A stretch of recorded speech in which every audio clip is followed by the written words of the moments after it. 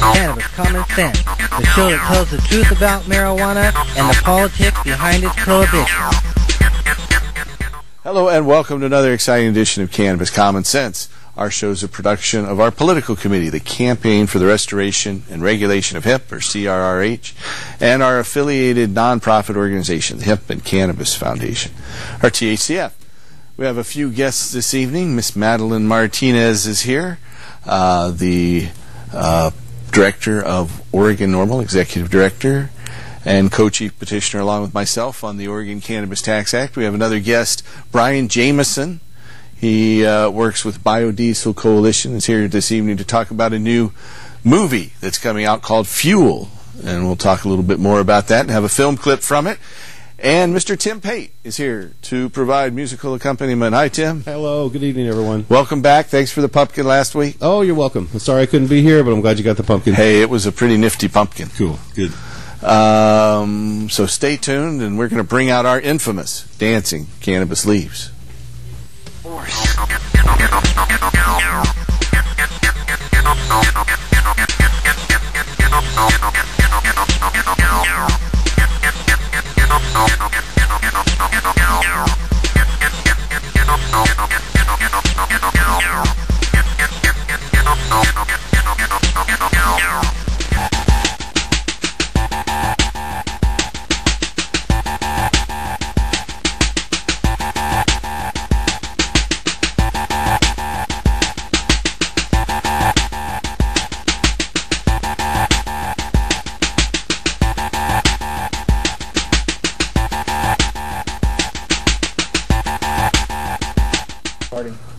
Okay, Tim Pate. It is me. Yes, indeed. It's been a while since I've been on the show, in fact. We've had a lot of guests on lately, and I've really enjoyed the opportunity to listen to other people play music.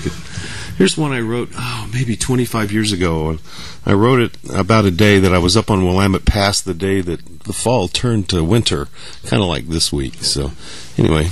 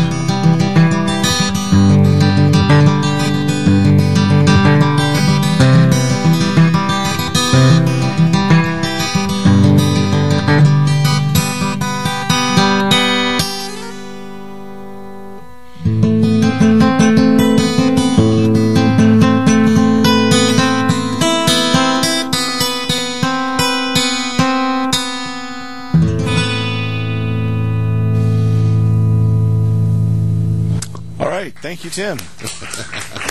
You're welcome. An introspective tune. Indeed. We always have music of other kinds, and I know it can get frivolous, and we do a lot of blues on here. And that's true. Every once in a while, I just want to put one of my mood music pieces on, and so thanks for giving me that chance. Sure. Yeah. That was a nice one. Well, welcome, Madeline. How are you doing? I'm doing great, Paul. How are you? I'm doing very well. I don't think we've had you on since before the normal conference. Yes, that's true. I've been really busy, and I got a little sickly.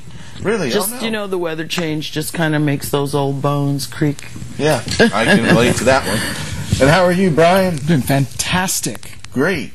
And so Brian is a longtime biodiesel advocate and open source development guru. And so recently you've been working on a new movie, to promote a new movie called Fuel. Fuel, exactly. You want to tell us a little bit more about Fuel? Yeah. So I first met this guy. His name is Josh Tickell. A few years ago. He's like the Johnny Appleseed of biodiesel.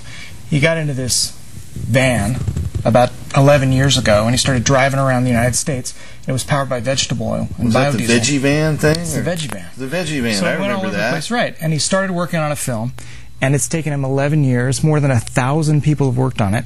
And it got standing ovations like 11 times at Sundance. I mean, it's gone over really well. Uh-huh.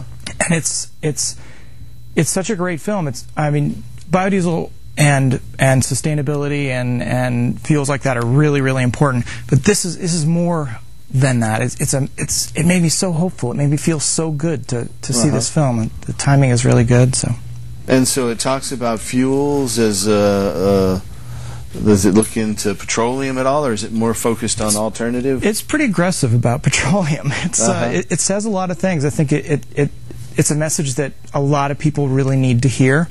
And he really pushes it. I feel like in the movie, and it's great. So it definitely talks about petroleum, all the problems we've got, but it's not a down movie. It goes through that, but then it talks about how we can get out of it.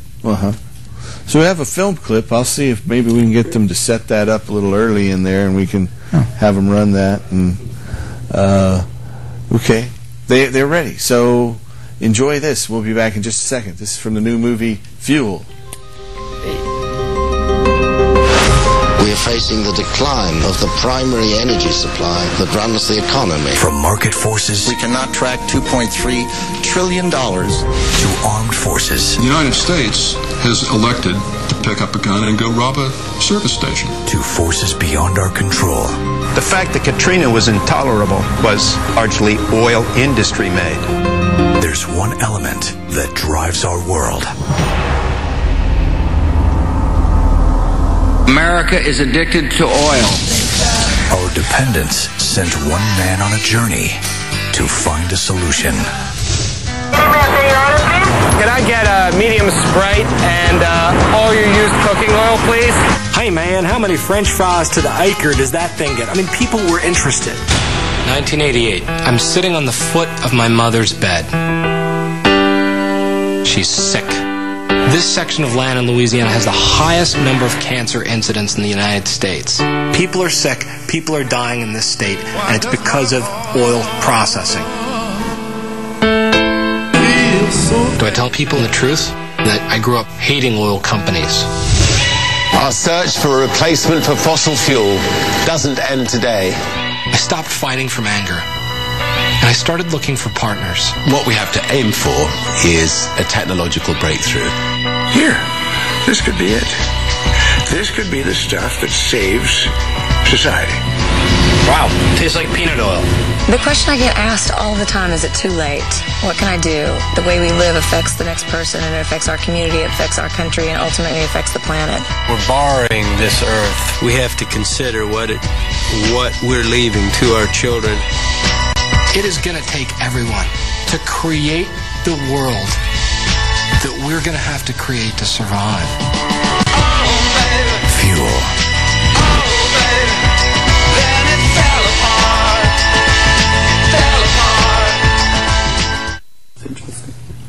Well, it looks like a good film, Brian. Thank you. So, You've been working on the website, and they're going to roll that out here in Portland in the near future? Yeah, what's really interesting about it, it's obviously it's a great film, and everybody needs to see it, but it's really important to Portland. Because Portland never gets a world premiere. This film is premiering to the whole world right here and only in Portland in 1 week. So, you know how the movie business works, right? The opening weekend drives all of the attendance for a film. So, if we can, it's very important. It's very important. Opening attendance. It means everything. Crucial for movie distribution. Yeah. So it's going to be here for this weekend. So we've got an opportunity for the first time ever. Opening? It's 1 week from today. It's the 14th. The 14th. Okay. It'll be here Friday, Saturday, and Sunday, and through even more. So starting on Friday, Saturday, and Sunday, and where will it play? It's at the Fox Tower. Okay. A real theater. It's playing a few different times, not just once. No, not just once. It's playing all day on Friday, all day on Saturday, all day on Sunday. Okay. We have a caller. Hello, caller. You're on our show. Well, you know, that's the way it goes sometimes. Indeed. Yep. What other avenues have you used to advertise this? Because this is the first I've heard about this. So, and if we've got a premiere coming in a week, you know, we need to get the word out. Yeah, talk to me. Right. So it's on the internet, obviously. Okay. Right. And it's basically what we've got is a great website.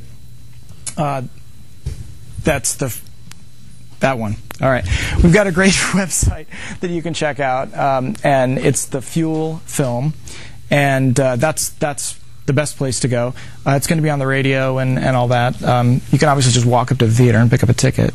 Do they bring up hemp at all as part of the solution, or they just talk about biodiesel, or they talk about... They do talk about different feedstocks and different sources, and I know you know a lot about why hemp makes a great feedstock for biodiesel. It's a massive thing, and something we should obviously be doing. Right. I've been advocating that for many years now. Maybe we'll get somewhere with it one of these days. Now we're going to try the phone call thing again. Hello, viewer. You are on our show. Welcome. Hi. I just received my paperwork for my OMMP. Yeah. And I'd like to... I'm confused about where they have the Oregon Normal meetings on Saturday. Well, don't be confused any longer. Let me clarify that for you. Tomorrow at 11 a.m. the doors will open, and it's at Mount Tabor Theater and Pub, and it's at 4811 Southeast Hawthorne. Oh, great. Yeah, it's right there. Just get in the line and have your IDs ready. The doors close at noon, right? At noon. And I know there have been times where you reach capacity. Right. And people have been turned away. So you want to be there early. Not recently, we haven't, but yeah, it has happened that we've reached capacity and we have to close the door just because we don't have any more room and it wouldn't be safe. But yeah, once you reach the fire code limit. Yeah. Okay, well, thank you very much, and I really enjoyed the show. Thank you. Yeah, there's the address right there on the television screen. So it's at the Mount Tabor Theater. Yeah, we've got some cuttings coming, and we're always asking people for clean cuttings. If you have any extra cuttings out there, or you think something might be getting past that 12-inch mark, bring it over to our meeting and donate it to another patient. We always encourage patient-to-patient donations. That's the only way we can do it. Patients donate medicine to me. I'm a patient, and I give it to other patients. And that's how we have a self-sustaining community. Yeah. So come on out. Yeah, it's a great resource for patients. It really is. Very helpful. But, you know, back to the movie Fuel, I noticed there were a couple of crucial hempsters in the trailer that you were playing there. I saw, of course, Woody Harrelson. There was a couple clips there with Willie Nelson. I know Willie Nelson has started a biodiesel processing plant here in Oregon. Yeah, and he's really active in biodiesel. He's selling his biodiesel all over the United States. He's a big figure in outlets, stores. What do they call that? Willie Nelson Fuel? It's Bio Willie. Bio Willie. That's it. Yeah, that's great. And so you can pull up in some places and get that. There's a few of them in L.A. and down in Texas. Yep, and it's going really well for him. I mean, it's yeah. And then Paul Allen has also invested heavily into biodiesel production in coastal Washington. Yeah, big time. So hopefully we'll be floating lots of hemp seeds down the Columbia River to these places as soon as we can cultivate this stuff and supply those. Yes, indeed. Well, I'm looking forward to that film. If you're out there and you have a question for us tonight, you can call us at 503-288-4448. We'll be taking your call for about another 45 minutes or so, so feel free to give us a call at 503-288-4448. Yeah, and it just so happens, Brian, that we have a gentleman in our audience today that has a radio show out there. Fantastic. And there he is, Russ Belleville, our own radical. Yeah. Sweet. Yes, and I'm sure he can get the word out for you about the fuel movie, because we all support biodiesel. That's awesome. Yeah. We pack the house. And we have a meeting tomorrow that I just mentioned of maybe a couple of hundred people, and we can also put it on our website, which is pretty well. People do look at it quite a bit out there. Nice. That's awesome. So great. Yeah. And Russ does great work on that website too. Yes, he does. He's our webmaster. The Renaissance spokesman now behind the largest marijuana podcast out there, the Normal podcast at normal.org as well. We're proud to be sponsors of that.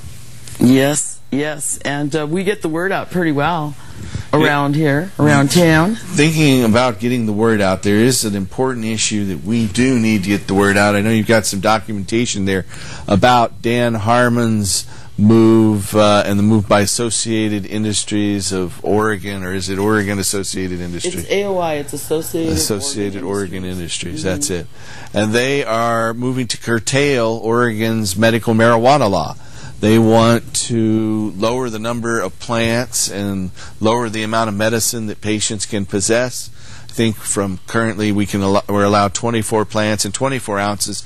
My understanding is they want to lower the patient limits down to 2 ounces and 2 plants. Isn't that right? I believe it's 3 plants, and it is definitely 2 ounces. So 3 plants, 2 ounces. And they want to make it where you can't get a medical marijuana permit unless your doctor has made you try pharmaceutical Marinol first, which is a very expensive regime to be put on. It can cost anywhere from $1,000 to $5,000 a month for suitable Marinol prescriptions. Well, for me, the biggest problem as a patient is the thought that somebody would try to tell me, who isn't even qualified, what I should use as the safest method to deal with my pain issues, because I'm a pain management patient, severe chronic pain, as most patients, most of the people on our program about. Limit the number of conditions that medical marijuana can be recommended for. And what they've been doing, Dan Harmon is the vice president of Hoffman Construction, the largest construction firm here in the state, and they are organizing through Associated Oregon Industries to limit Oregon's medical marijuana bill. He's going to Chamber of Commerce's all across the state with local Republican representatives and moving to create a funded lobbying campaign in the legislature to make it where people who are allowed medical marijuana have no rights to employment. There was a bill during the last session, Senate Bill 465. Isn't that right, Madeline? Correct. Well, it was actually the session before that. They've been after us since. Right. 465 was the employee bill. Right. To make sure that you are not able to work. And so they want to revive that act. Right. They want to reintroduce it. To reintroduce it and revive it and come up with an even more stringent plan to curtail our patient rights to medical marijuana. So I urge you to contact your state representatives and get them to vote against this Associated Oregon Industry Bill and Dan Harmon's move to restrict medical marijuana.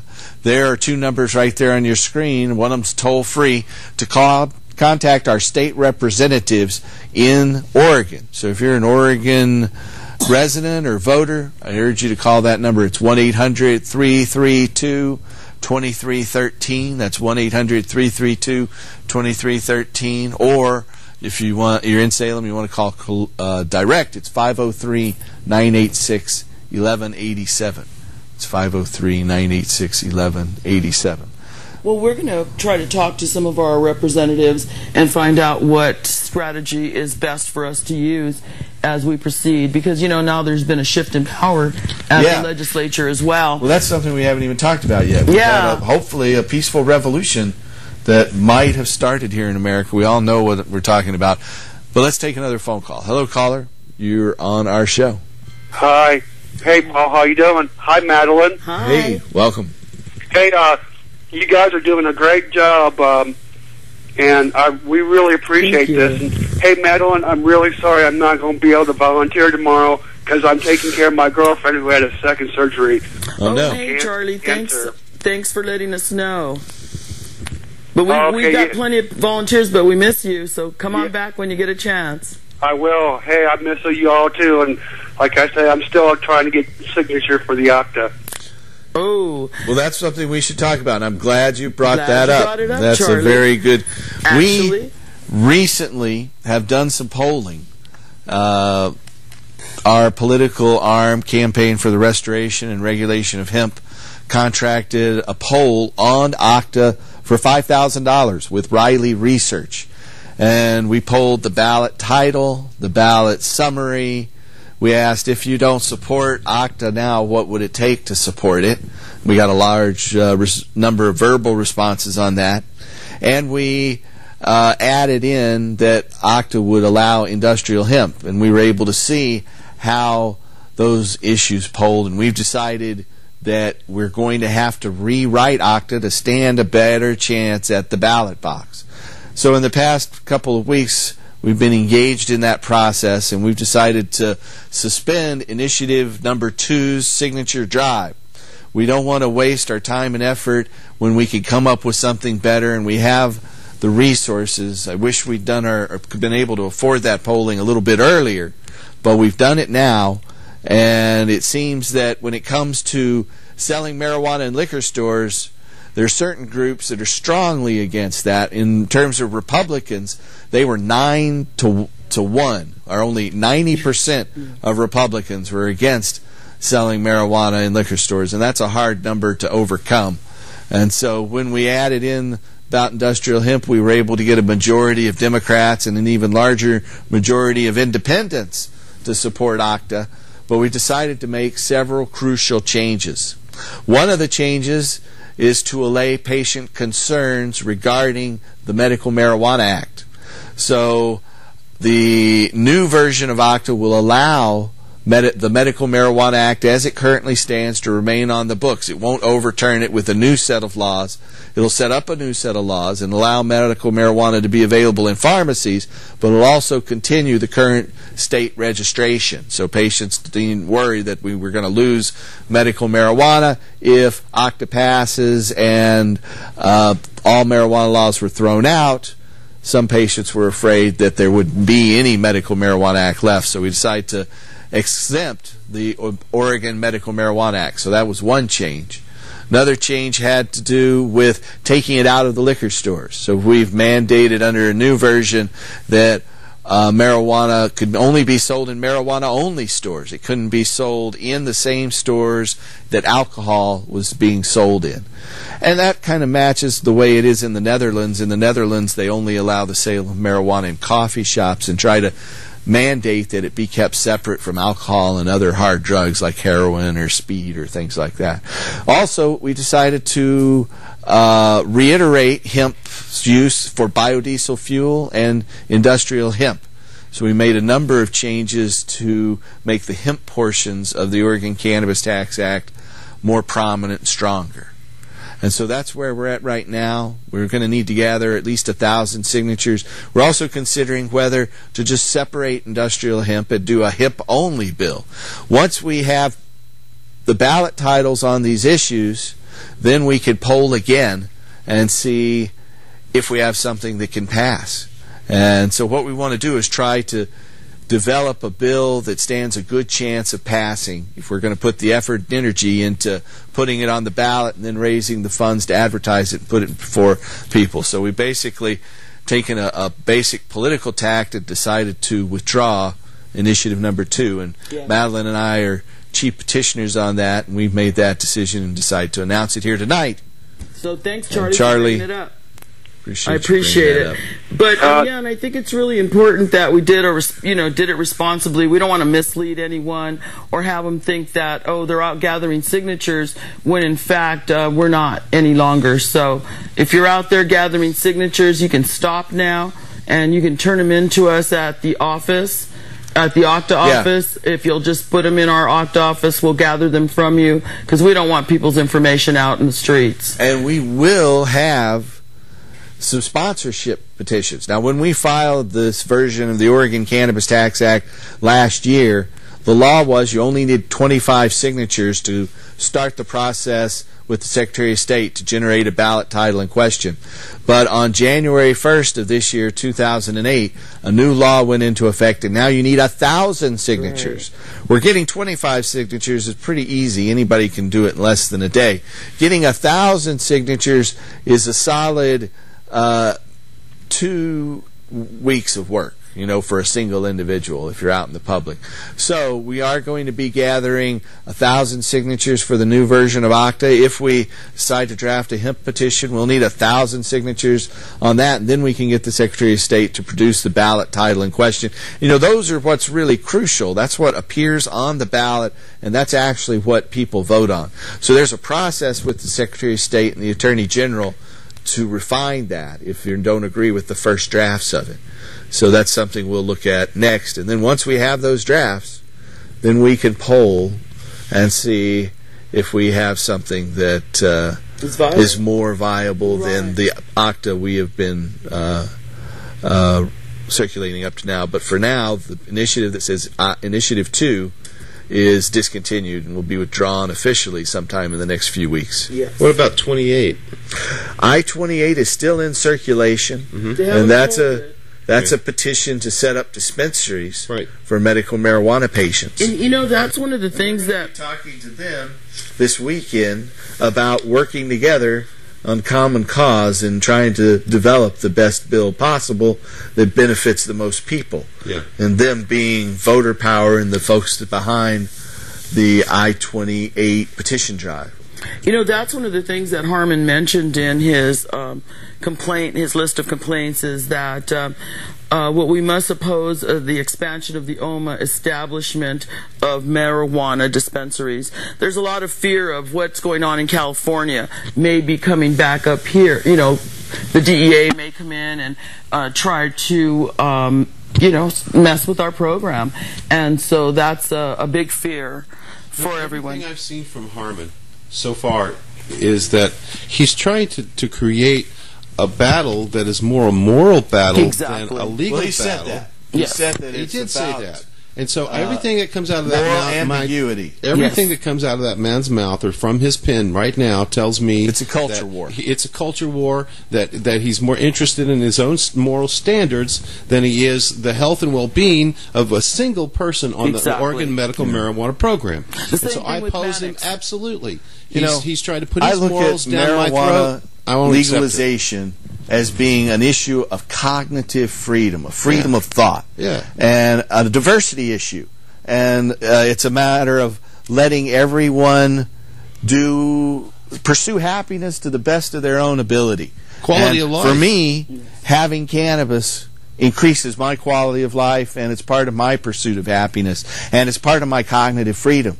And we've got to establish cognitive freedom as one of the freedoms that's protected, and that's what ending marijuana prohibition is about, I believe. And if we don't establish cognitive freedom with new technologies that are being developed in terms of artificial intelligence and nanotechnology, that without cognitive freedom, the possibility of totalitarianism is much, much stronger. Let's have another caller. Hello, caller. Hi, I had a question for Ms. Martinez. Yes. Recently, well, not recently, about 45 days ago, our child was taken by DHS. My wife is a medical marijuana patient. I am not. Of course, they drug screened both of us. I came up clean. She did not. And 45 days later, they're still giving us issues saying that it's a substance abuse. And your wife has a medical marijuana permit, too. Correct. Is that right? Yeah. Now, this is another case of why the Medical Marijuana Act is not the be-all and end-all solution. Absolutely. There are too many cases like yours, and I hear about cases like yours almost every day of the week, where it's becoming a custody issue. You know, the Child Protective Services people have been taught that using marijuana endangers a child, where we know that it does just the opposite, that marijuana users by and large are very good parents. And what I don't understand is, why is it okay for foster parents to be medical patients but not parents? Well, that doesn't make any sense, and definitely I would say take it to the full extent. Every court you have to, and I don't think that they have a chance in court because she's already filed paperwork. She has a card, and there really is no danger to your child. However, that doesn't make any difference to these people, Madeline. Right. Well, they still are doing this, and I hear about these cases every single day in every single state that allows medical marijuana. But you still have to pursue it. That's why, we have not reached Valhalla with medical marijuana. Even though it's a big step forward, too many people are being tortured, too many people are going to jail. But it's got to end once and for all, for everyone,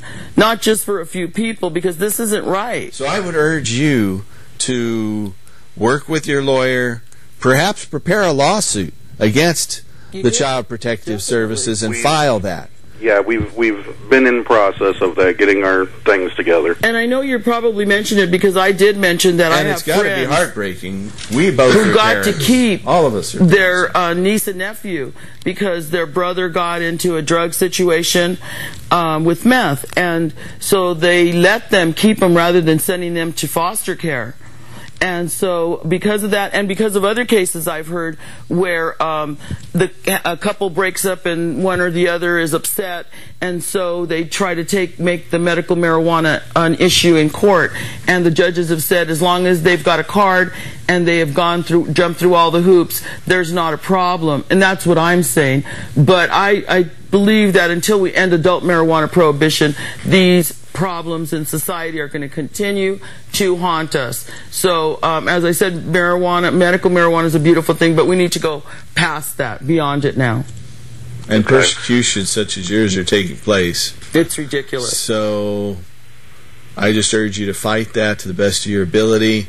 And I heard a successful resolution of a case just this week where the judge admonished Child Protective Services for taking a child, and I hope your case turns out like that. And once you do get your children back, pursue these people with a legal suit. Exactly. The more of us who are able to pursue those, the less likely they are going to be able to continue these. We need to hold their feet to the fire. We definitely do, and we need to make them pay monetary amounts because that's the only thing that hurts them. It's the only way to send a message in our judicial system currently. Till we can change that somehow, and hopefully we've seen the start of some changes this week. I hope you'll help us and keep us posted on your case. We'd love to hear. If you don't have an attorney, give us a call, and we can certainly refer you.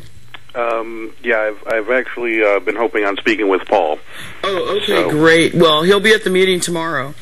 Okay. Right. Well, thank you both. I appreciate it. Good luck, and my condolences, and I pray you get your children returned as soon as possible, because I'd be in an uproar if such a thing happened. Yeah, I'm doing what I can to hold it together. Yeah. I'm sure. Well, good luck. Good luck. You have our support. Certainly. Let us know if we can be of other help. So it's a tragedy. It's just really sad that the families are destroyed over something so ridiculous. It's insanity. I had a couple of issues come up in my Seattle office today, so I had to rush up to Seattle, and I hit the road to get back here today and got back just 6 minutes before this show started. Now, I've had that rush a few times and seen worse traffic. Fortunately, the traffic was open tonight, but it's been quite a week. I got back last night at about 1 in the morning from Las Vegas, and we saw patients for the second time in Las Vegas. And as something we can announce on this show for our viewers who haven't heard it yet, there's a new law that passed in Michigan during the election. There's a lot of good things that have come out of the election. I want to thank all of our viewers and all the voters out there who have, all of us have hopefully started what's the opening salvo in a progressive revolution. After generations of conservative revolution, it's time for some real change, and I hope that's what is indeed taking place. Massachusetts as well. Yes, yeah, Massachusetts decriminalized. Michigan passed medical marijuana by the largest majority ever, with over 63%. I'm happy to announce that as of December 4th, we'll be opening a clinic just in suburban Detroit in Ferndale. And before that, we're going to start seeing patients later this month in Montana, in Missoula and Billings. We're scheduling appointments there. So that by the end of the year, we'll be firmly established in 8 states and growing, as we have helped over 40,000 patients get medical marijuana permits to date. Excellent. And now that America has lived up to its promise and elected Barack Obama, I just want to say I think it's the beginning of a new era. You have a nifty, glittery Obama pin there. Australian crystal. You got to meet Obama. I got to shake his hand and his wife Michelle's. Yes, that's indeed. fantastic. You were one of the volunteers behind the scenes. And 80,000 people at the waterfront. They still talk about that big meeting there, and I guess the only place more people came out outside of on election night was in Europe. I guess he had a few 100,000 people come out for a speech he made in Berlin. But Obama has said he's going to end the raids on medical marijuana dispensaries and medical marijuana patients and clubs, and so I am very, very hopeful that a new day has dawned. And he says he smoked marijuana. When asked if he inhaled, his response was frequently, and that was the point. Yes. Yeah. So, and not only that, but he wants to link it with science. Imagine science finally being taken seriously again. After the United States government for 70 years has spread lies and misinformation about marijuana, it'd be a very good thing to see them start to admit that the science shows they've been wrong all along. We have another caller, though. Hello, caller. You're on the show. Hi there. Hi. I was going to ask this question before your last caller, but I really want to ask it now. Okay. I missed who they were that wanted to make it so we could only have 2 ounces and grow 3 plants. And they say it causes moral ambiguity. That's their term, moral ambiguity. And they're afraid that we're showing permissiveness, that by allowing sick people to use medical marijuana, we're showing moral permissiveness. And they keep using this word moral and saying it's a moral issue. And it's really about cultural genocide and cultural monotheism. It's about you think our way or don't think at all. Well, they are AOI, Associated Organ Industries, and Dan Harmon. What was that?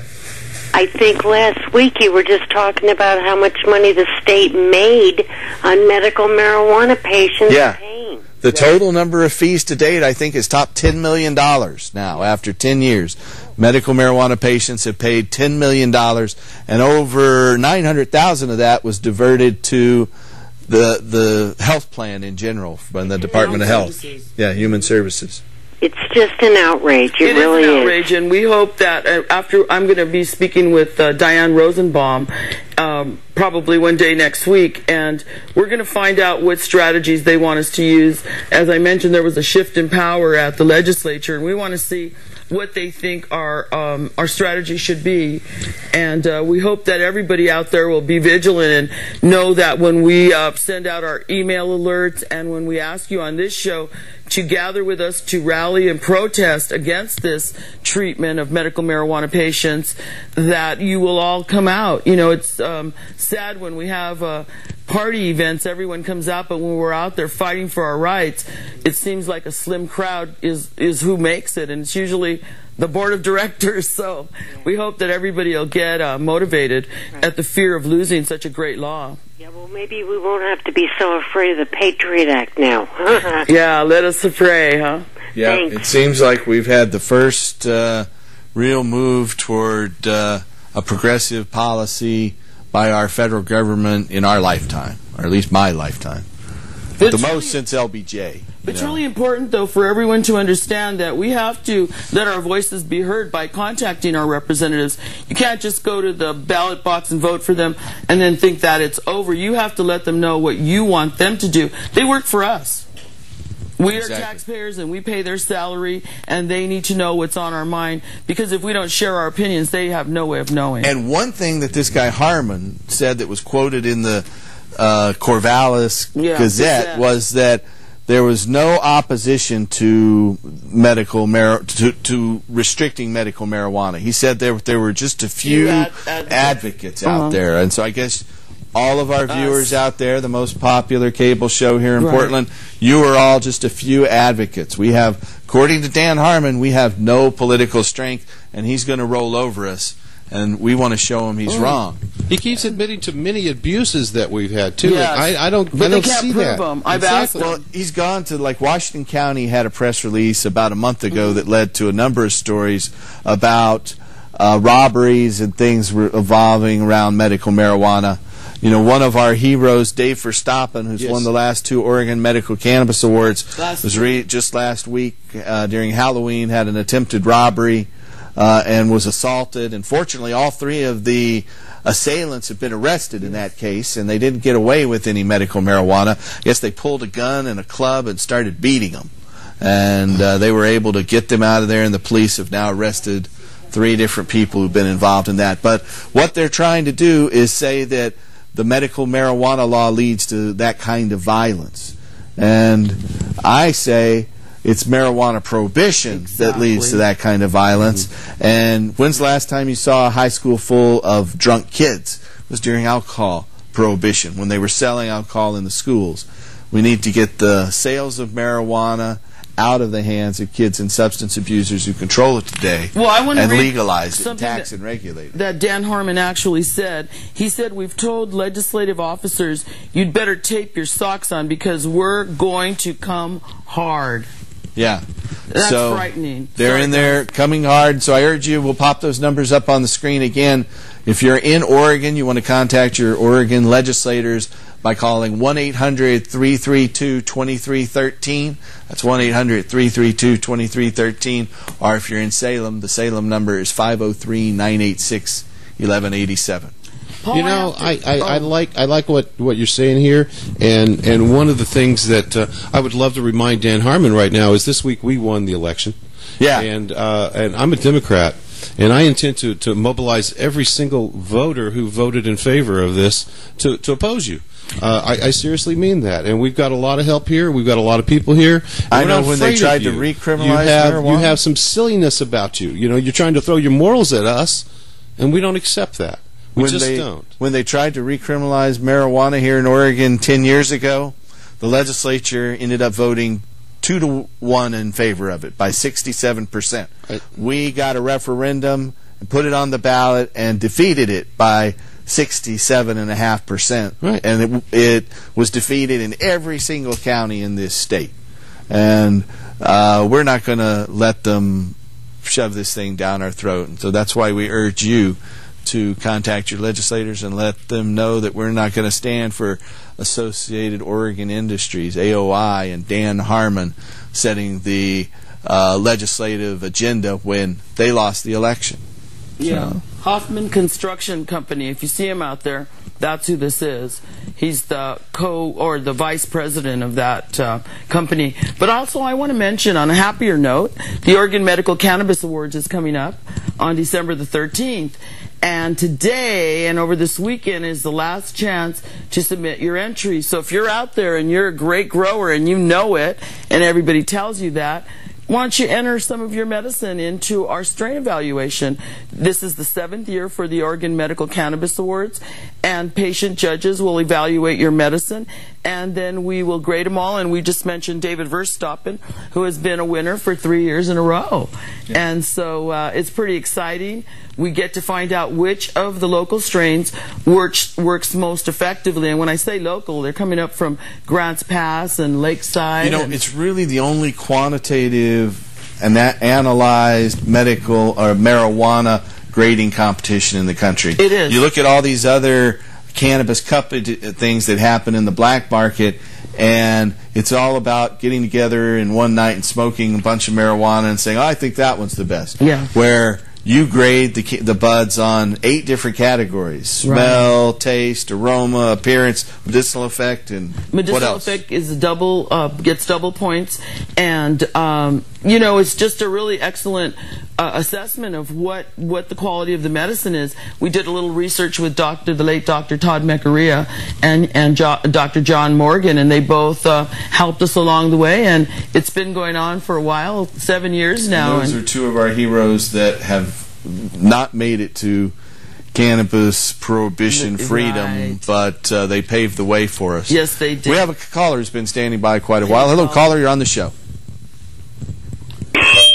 Hello. Hello.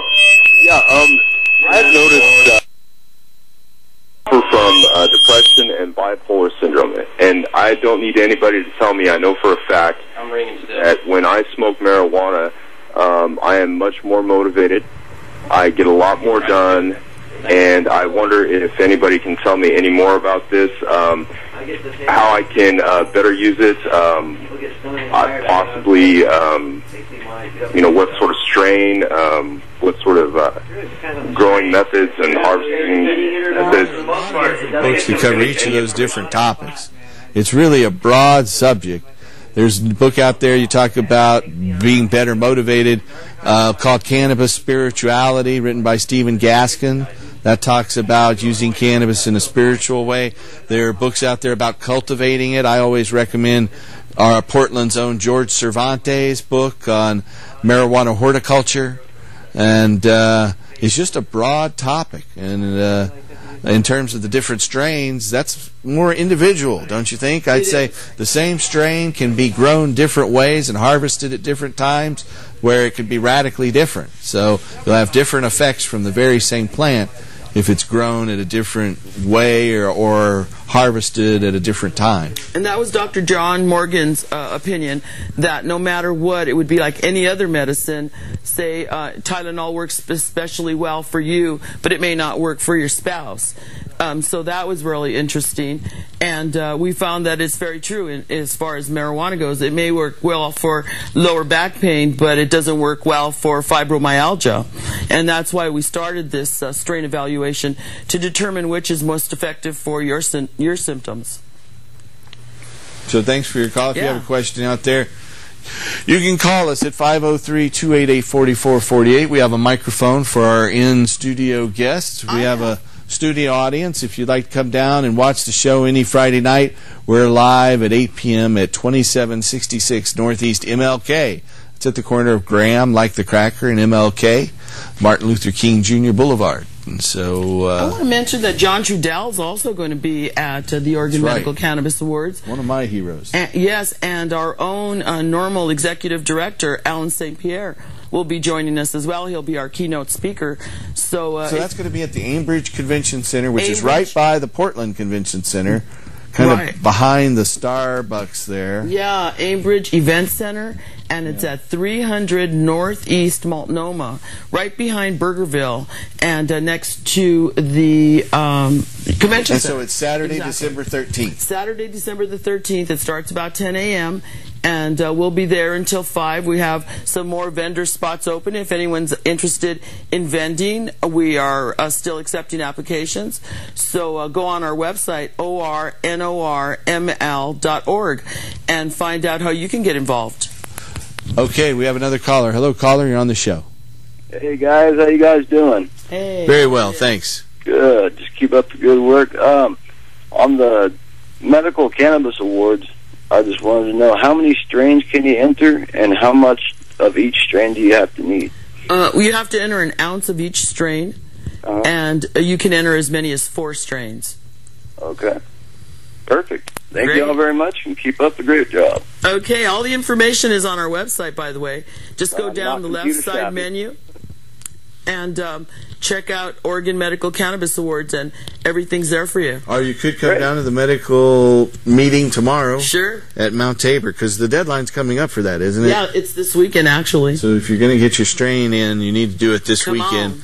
You should probably All come right. down to the medical marijuana patients meeting at the corner of Southeast 49th and Hawthorne at Mount Tabor Theater tomorrow at 11 a.m. All righty. Well, thanks a lot, and you guys keep up the good work. Thank you. Thanks for your call. Appreciate your support, too. If you have another question for us, we've got about 5 or 7 minutes left here. You can call us at 503-288-4448. I want to remind our viewers that, if you or a loved one qualifies for medical marijuana, there are a number of different conditions out there that qualify. The largest single one is chronic and severe pain. There's also nausea and gastrointestinal ailments like Crohn's disease and IBS, neurodegenerative diseases like multiple sclerosis and Alzheimer's, gastrointestinal ailments, like I said, cancer, AIDS, and glaucoma. If you have any of those conditions, then we have doctors who can help you all across the western United States. And coming on December 4th to Michigan, here in Portland, you want to call our physician referral line at 503-235-4606. That's 503-235-4606. In Seattle, the number's 206-878-1701. That's 206-878-1701. If you're in Denver, then the number is 303-403-9996. That's 303-403-9996. Down in Riverside, California, it's 951-782-9898. That's 951-782-9898. In Las Vegas, Nevada, it's 702-202-0249. That's 702-202-0249 in Nevada. If you're outside of those areas, anywhere from Hawaii to Michigan, Montana included, call us at 1-800-723-0188. That's 1-800-723-0188. So there. There you go. I have to get that in. You better learn those good, because you got a couple more you're going to have to add to it here. Yeah, I got to keep my memory going for those numbers.